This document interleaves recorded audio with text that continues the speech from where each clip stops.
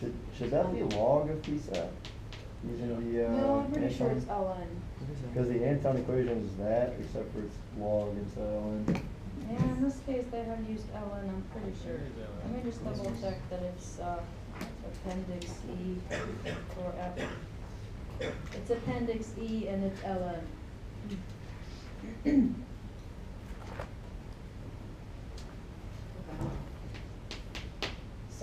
So in other words, if you're not given PSAT, I expect you to know where to find that, right, so to calculate that. Okay, so if we are neglecting the splash filling term, our CPPM is equal to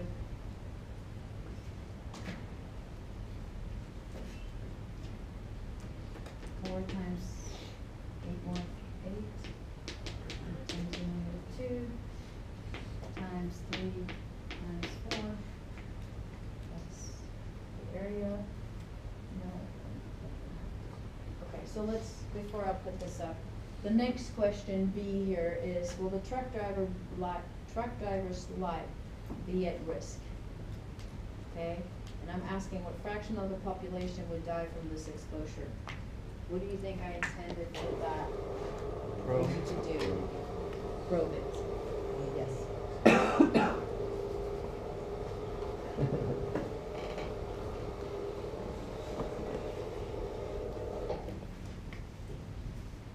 Okay, so this is 3 meters by 4 meters. This is meters per second. And we have 40, 9, 10 millimeter mercury over 760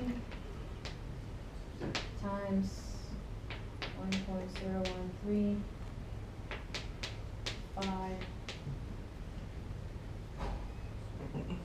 pascals per atmosphere. Okay, I could have done that conversion easier. Over K, and then our QV was 1.416 cubic meter, did I say per second? And then 1 atmosphere, 5 pascals. Okay, that's cubic meters per atmosphere. Okay, that gives us a KCPPM equal to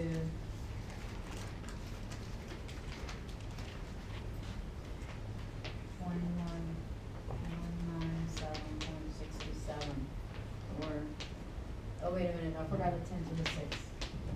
Okay. I think I forgot that. So a little bit of a difference. So 2200 ppm.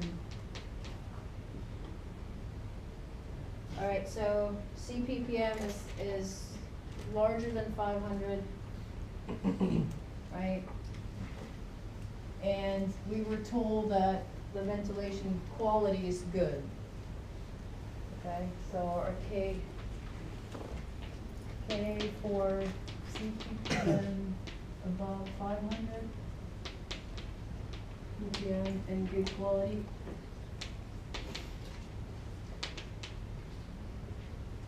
That gives us that K is equal to 1/3, and our CPPM is equal to about 6,600. Okay, so obviously our filling term is going to add to that. It's not really going to matter because it's going to be overexposed. Okay, so how do you determine if it's been overexposed? What do you need? TWA. So we go look up threshold limit value, time weighted average for toluene is 20 ppm. Okay, I mean he doesn't have a chance, even though he was there, right? He was there for 4 hours. Jesus. 1 over, wait a minute. Hold on. He was there for 4 hours times 6,600, 1/8. right?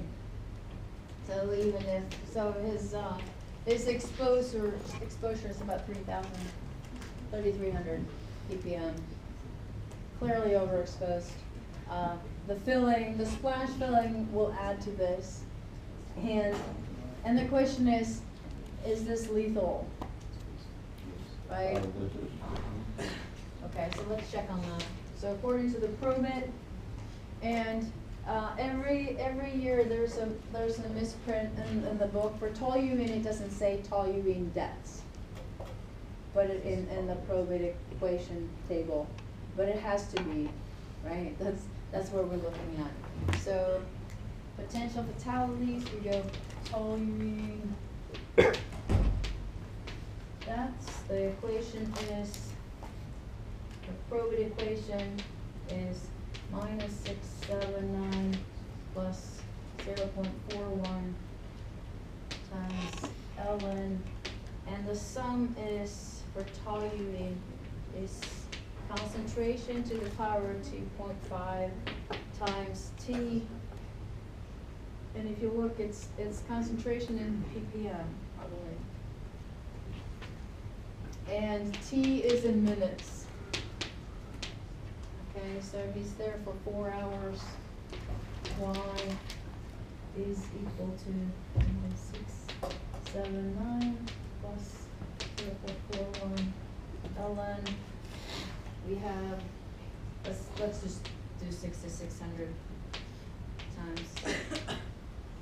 It's not exactly 6,600, but that is 4.47.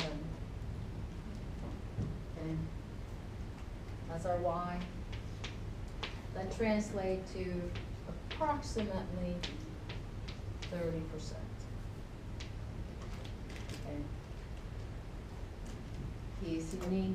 He needs not breathe the toluene vapor up there, right? He needs a respirator of some sort. Where did that 1A come from? Where did the 1A come from? What did I say? Oh, this is the exposure, sorry. This is the exposure, right? This is how we calculate exposure. Exposure is the time, right? Times the, it's the, let me see. How do we do it? We calculate some exposure, which is concentrations times the time over 8 hours. or integrating, remember? Yeah. So 1A is the normalization, that's 8 hours per day. So he was just exposed for 4 hours. Doesn't really matter in this case. He's significantly overexposed. So when it says like 30% death rate and like these deaths occur, is it like instant? Like, I breathed in it, I'm dead? Or is it like That's a very good question. What does 30% mean in this case? So it has to do with what we have, the probate is a dose response curve. So it means that out of a population of 100 people, 30 of those people might die. But again, it depends on if that's a population of kids, elderly, or just average healthy humans. So does that account for like instantaneous deaths and like sickness that occurs from breathing in? I would say that's an instantaneous one. Okay. But Oh. So it's not like, it's like we're It- assuming somebody it's passed not- out, somebody didn't drag them away, you Because you think a whole know, bunch of people right, pass out, you we're have gonna to die. take this with a grain of salt, right? This is what we can expect. And I would say that this is probably what we can expect people falling over, people keeling over right away.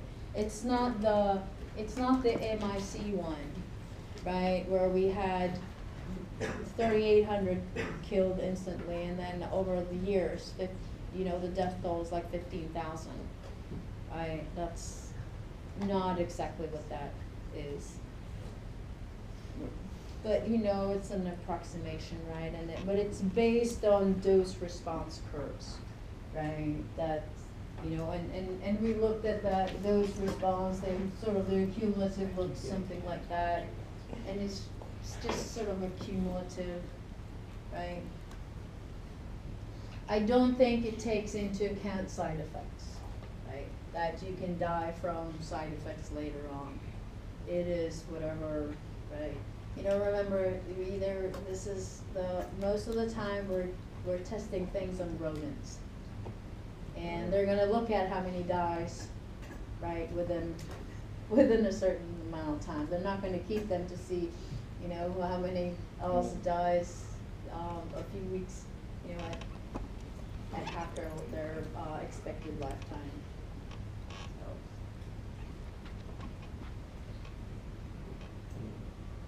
Any questions? Maybe this sounds like, for the concentration for parts per million, like, is it necessary that we put the conversion in both the numerator and the denominator? Like, No. if it's the same pressures, they cancel each other out, so. I didn't know, I was just. Just like- make, right, I mean, so I didn't have to do, so what I could have done here, right, I mean, yeah. Okay, it's 40 millimeter mercury there, 760 here. I Yeah. honestly don't know why I did that, okay? Okay, I just was making sure I wasn't missing something. No. Just, you know, just keep track of units, right?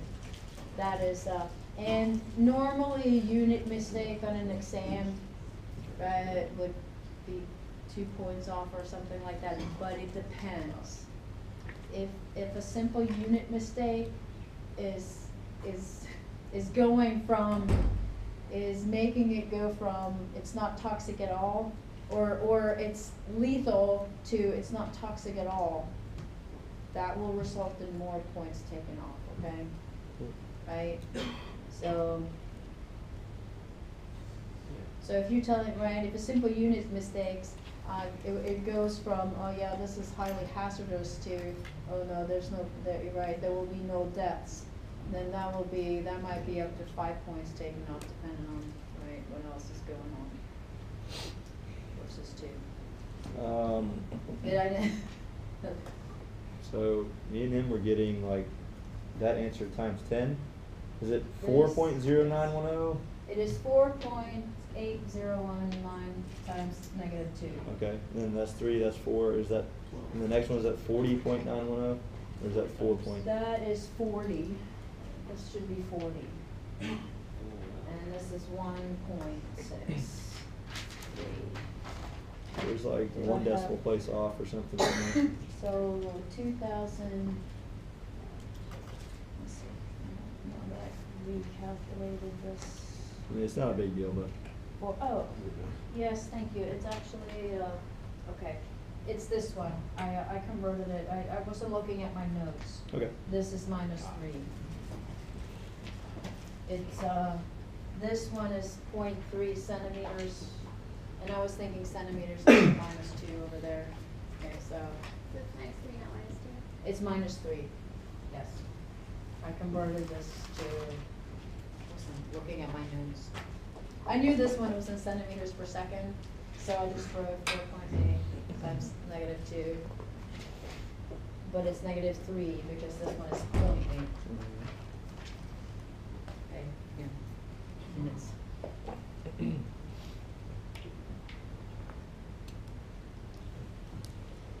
Any questions?